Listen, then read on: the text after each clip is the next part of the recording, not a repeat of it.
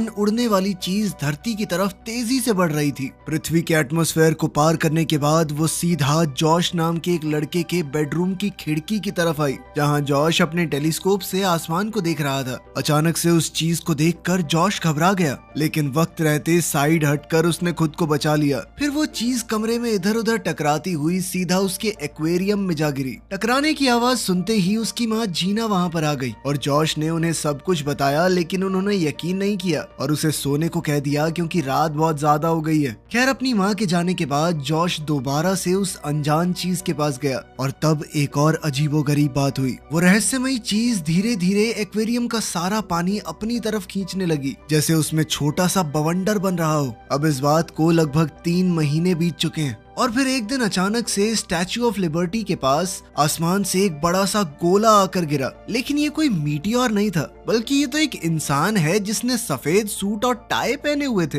वो देखने में बिल्कुल इंसानों जैसा था, लेकिन असल में एक बड़ा अजीब सा जीव था जो अपने शरीर और कपड़ों को एडवांस टेक्निक से ठीक कर सकता था। साथ ही उसकी सारी मूवमेंट भी बिल्कुल रोबोटिक सी लगती थी। खैर, अब धरती पर आने के कुछ ही मिनटों बाद वो एक बोट के पास गया, जहां उसका पहली बार इंसानों से सामना हुआ। एक औरत उसे देखकर बड़े प्यार से मुस्कुराई, लेकिन वो वापस इतने अजीबोगरीब तरीके से मुस्कुराने लगा कि सब कुछ बड़ा ऑकवर्ड सा हो गया।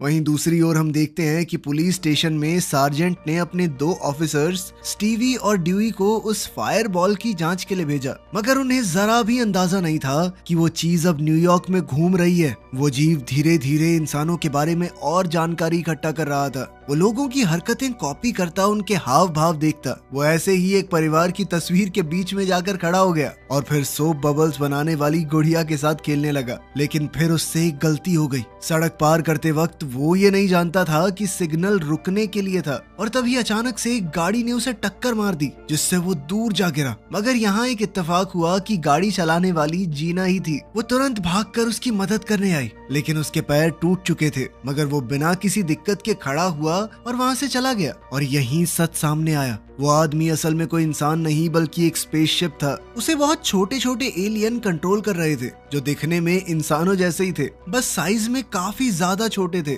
साथ ही उनके नाम उनकी यूनिफॉर्म्स के नंबर्स पर थे। उन सब का लीडर था उनका कैप्टन, जिसने इस शिप को अपनी ही शक्ल पर डिजाइन किया था। अब कैप्टन ने तुरंत डैमेज चेक किया और अपनी टीम को मरम्मत करने को कहा। फिर उसने सबको उनका मेन मिशन याद दिलाया, जो था धरती पर गिरे हुए उस ऑर्ब को वापस ले जाना। असल में उनके प्लेनेट, जिसका नाम नील है, उनके लिए समुद्र का नमक ही मेन एनर्जी का सोर्स था। खैर, उनकी किस्मत अच्छी थी क्योंकि जहां वो छुपे थे वही गली जॉश के घर के बिल्कुल पास थी। अभी तक वो ऑर्ब जॉश के पास ही था। जब जॉश स्कूल के लिए निकलने वाला था, तभी उसने खिड़की से उस अजीब आदमी को गली में खड़ा देखा। इस बारे में उसने तुरंत अपनी माँ को बताया। दोनों जल्दी से वहाँ गए और जीना ने उसे पहचान लिया कि ये तो वही आदमी है जिसे मैंने अपनी गाड़ी से टक्कर मार दी थी। वो फिर से उससे माफी मांगने लगी, लेकिन अंदर बैठे एलियंस के लिए ये पल काफी घबराहट भरा था, क्योंकि पहली बार उनकी किसी इंसान से बात हो रही थी। आखिरकार कैप्टन ने शिप का स्पीकर ऑन करके जीना से बात करने की कोशिश की, लेकिन स्पीकर की आवाज इतनी तेज थी कि जीना और जॉश दोनों के कानों में दर्द होने लगा। खैर, जल्दी ही क्रू ने इस दिक्कत को ठीक कर लिया और कैप्टन ने कहा कि मुझे आपकी माफी स्वीकार है। लेकिन जीना ने कहा कि नहीं, ऐसे नहीं, आप एक बार घर पे आइए, मैं आपको कॉफी पिलाती हूँ। जब वो वहाँ पहुँचे तो जीना ने उसे पानी का ग्लास दिया और उसका नाम पूछा। अब क्योंकि कैप्टन के पास कोई खास जवाब तैयार नहीं था, तो उसने नंबर 3 से पूछा कि जहाँ पर हम उतरे हैं इस जगह पर सबसे आम नाम कौन सा है। जिसके बाद उसने अपना नाम डेव बताया। फिर दोनों की बातचीत चल ही रही थी कि तभी अचानक एक कबर्ड में डेव को जॉश की एक तस्वीर दिखी, जिसमें उसके हाथ में वही ऑर्ब था। अब उसे अपनी मंजिल मिल चुकी थी। उसने जीना से अलविदा कहा और सीधा लड़के को ढूंढने निकल पड़ा। मगर स्कूल जाते वक्त डेव का कोट पैंट लोगों का काफी ध्यान खींच रहा था। ये सब देखकर कैप्टन ने ऑर्डर दिया कि हमें अपना हुलिया बदलना पड़ेगा। फिर क्रू उसे कपड़ों की दुकान पर ले गया। वहाँ एक शर्ट चुनने के बाद टीम ने डेव को वो पहनाने की कोशिश की, लेकिन शिप के कंट्रोल अभी इस चीज के लिए तैयार नहीं थे। लेकिन कुछ ही पलों में डेव कपड़ों में बुरी तरह से फंस गया। वो खुद को निकालने की कोशिश करता रहा, लेकिन उल्टा और ज्यादा उलझ गया और इसी चक्कर में दुकान की चीजें गिराने लगा। खैर, फिर एक क्लर्क ने आकर उसकी मदद की और उसके लिए आरामदायक कपड़े निकाल दिए, लेकिन अभी उसने पैसे नहीं दिए थे। तब डेव ने अपने स्कैनर से पैसों का डिजाइन कॉपी किया और जैसे ही वो फिटिंग रूम में गया, उसने बिल्कुल एग्जैक्ट कॉपी बना दी। हाँ, ये बात अलग है कि वो काफी अजीब सी जगह से गिर रही थी।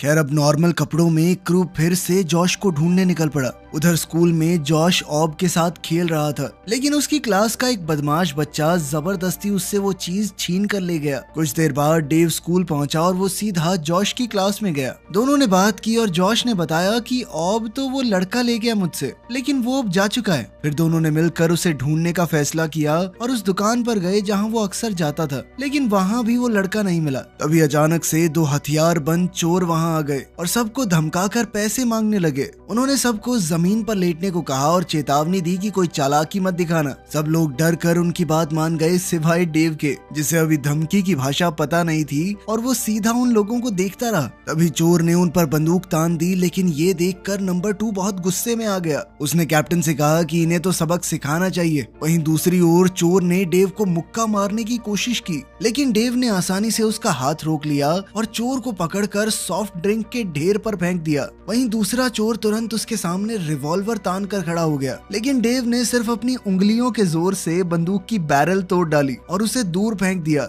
ये देखकर चोर घबरा कर वहाँ से भाग गया कि ये पता नहीं शक्तिमान का भाई कहाँ से आ गया। इधर जॉश अपने नए दोस्त की पावर देखकर बहुत इम्प्रेस हो गया। उसने कहा कि तुम मम्मी को जानते ही हो, जब तक ऑब वापस नहीं मिल जाता तुम मेरे घर पर रह सकते हो। नंबर 2 को ये आइडिया बिल्कुल पसंद नहीं आया, लेकिन फिर कैप्टन ने समझाया कि ऑब ढूंढने के लिए हमें गाइड की जरूरत है, इसलिए वो जॉश के घर चल पड़े। इसके बाद जब जॉश ने डेव को एक हाथ से वीडियो गेम खेलते देखा तो वो और ज्यादा इम्प्रेस हो गया कि भाई अमेजिंग आदमी है तू तो। इसके कुछ ही देर बाद जीना घर वापस लौट आई और जॉश ने उसे सब कुछ बताया। तब जीना ने डेव का शुक्रिया अदा किया क्योंकि उसने उसके बेटे की जान बचाई थी और फिर उसे डिनर के लिए बुलाया। वहीं दूसरी ओर स्टैच्यू ऑफ लिबर्टी के पास पुलिस ऑफिसर्स ड्यूई और स्टीवी उस जगह की जांच कर रहे थे जहां वो आग का गोला गिरा था। सफाई करने के बाद जब उन्होंने प्लास्टर की मदद से उसका निशान बनाया तो ड्यूई ये देखकर हैरान रह गया कि गिरने वाली चीज की बनावट बिल्कुल एक इंसानी चेहरे जैसी है। उन्हें अभी तक ये समझ नहीं आया था कि ये चेहरा डेव का है,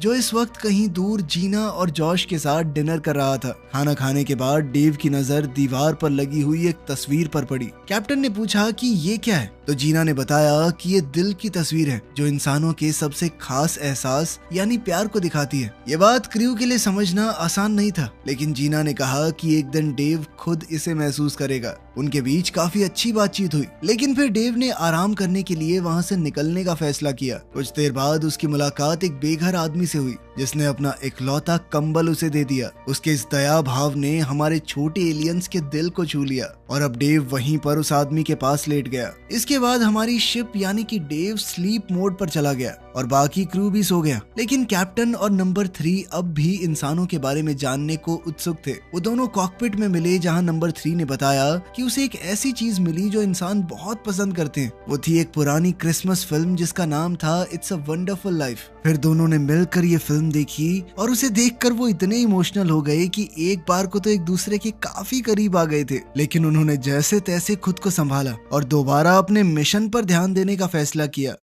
फिर अगली सुबह दोनों पुलिस वाले स्टेशन वापस आए और अपनी खोज के बारे में सबको बताया। उन्होंने कहा कि शायद कोई इंसान जैसा एलियन भी उस फायरबॉल के साथ गिरा है, लेकिन सार्जेंट ने कहा कि कोई ऐसे कैसे बच सकता है, तू पागल वागल है क्या, चलो जाओ किसी और केस पे ध्यान दो। मगर ड्यूई ने हार नहीं मानी। उसने उस एलियन का स्केच अखबार में छपवा दिया ताकि लोग उसे ढूंढने में मदद कर पाएं। वहीं दूसरी ओर डेव जागा तो कैप्टन को पता चला कि शिप के पास सिर्फ 12 घंटे की एनर्जी बची है। अब उसने तुरंत सबको ऑर्डर दिया कि ऑब को ढूंढना सबसे जरूरी है, वरना वो अपने प्लेनेट पर वापस नहीं जा पाएंगे। लेकिन इसी बीच जीना और जॉश ने अपने नए दोस्त से कहा कि आज हम तुम्हें थोड़ा घुमा कर लाते हैं। इस बात के लिए कैप्टन ने हामी भर दी। इसके बाद सब मिलकर एक अम्यूजमेंट पार्क गए जहां डेव ने हॉट डॉग खाने के लिए कंपटीशन में हिस्सा लिया। अपने रोबोटिक शरीर की वजह से वो बहुत तेजी से हॉट डॉग खा रहा था। आखिरकार कंपटीशन जीतने के बाद उसे एक टेडी मिला। तब नंबर 3 के कहने पर कैप्टन ने डेव से वो जीना को गिफ्ट दिलवा दिया,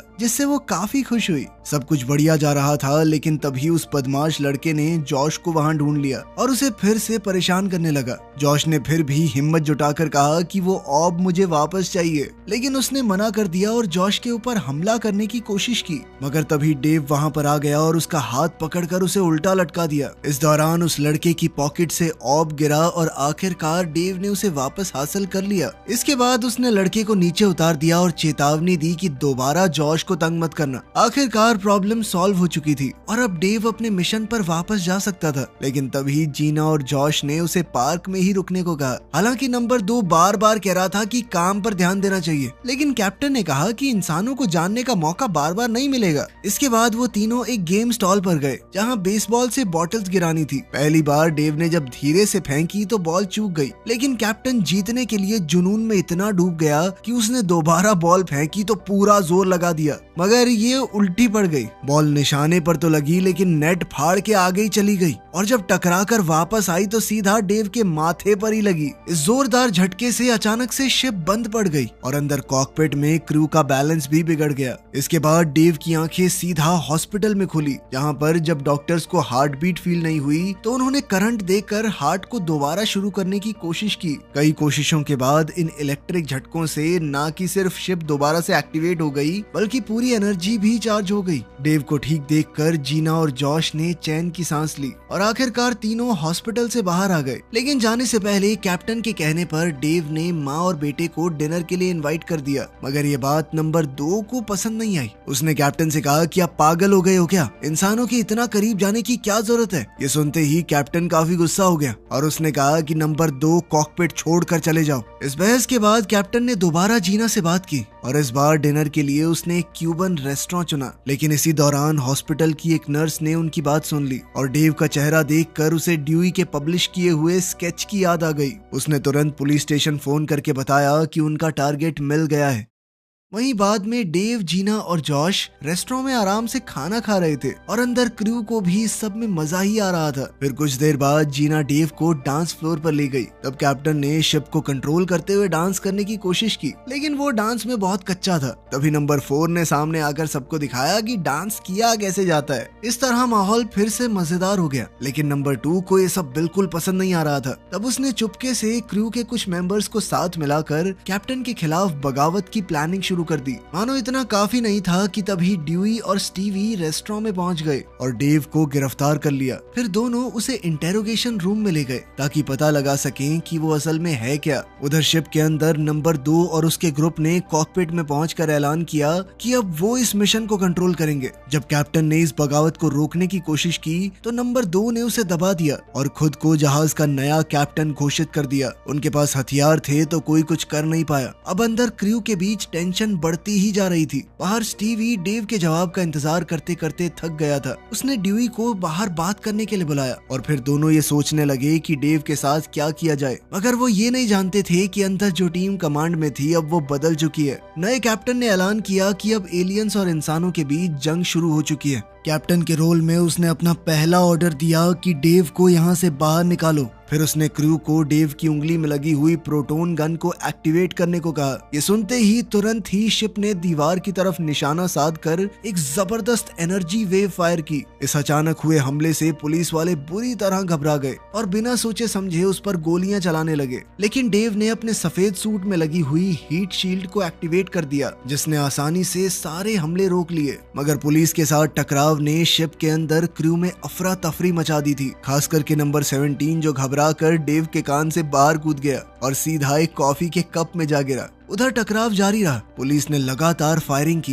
लेकिन शिप की प्रोटेक्टिव शील्ड के सामने वो कुछ नहीं कर पाए। खैर अब डेव फायर एग्जिट की तरफ बढ़ा, बिना जीना और जॉश से मिले। लेकिन अब नंबर 2 के कंट्रोल में उसने उन्हें नजरअंदाज कर दिया और वहां से बाहर निकलने के लिए दोबारा हमला कर दिया। मगर बाहर जाते ही और भी पुलिस गाड़ियों ने उसे घेर लिया। डेव ने उनमें से एक पर फायर किया। इस धमाके से गाड़ी उछल गई और एक पुलिस वाले पर गिरते गिरते बची। ये देखकर नंबर 2 को काफी मजा आया। उसे लग रहा था कि इंसानों को हराना तो बहुत आसान है, लेकिन अब बैटरी थोड़ी कम बची है, इसीलिए उसने नंबर 3 से कहा कि मुझे स्टैच्यू ऑफ लिबर्टी तक ले चलो। मगर नंबर 3 तो कॉकपिट छोड़कर कैप्टन के पास पहुंच गई थी। वहाँ उसने पहरा दे रहे गार्ड को बेहोश किया और जल्द ही कैप्टन को आजाद कर दिया। फिर दोनों ने मिलकर शिप को रोकने का प्लान बनाया ताकि कोई बड़ी तबाही न हो। लेकिन थोड़ी ही देर में और गार्ड्स आ गए और दोनों को पकड़कर कैबिन में ले गए। उसी पल नंबर 2 ने उन्हें देखते ही फैसला किया कि इन्हें शिप से बाहर फेंक दो। उसकी एक कमांड के साथ ही दोनों को डेव की नाक के जरिए बाहर फेंक दिया गया। अब बाहर निकलते ही उनकी मुश्किल और ज्यादा बढ़ गई। छोटे होने की वजह से वो इस जायंट्स की दुनिया में एकदम लाचार महसूस कर रहे थे खुद को। तभी अचानक एक बास्केटबॉल उनके पास आ गिरी और दोनों तुरंत वहां से भागने लगे कि कुचले जाएंगे।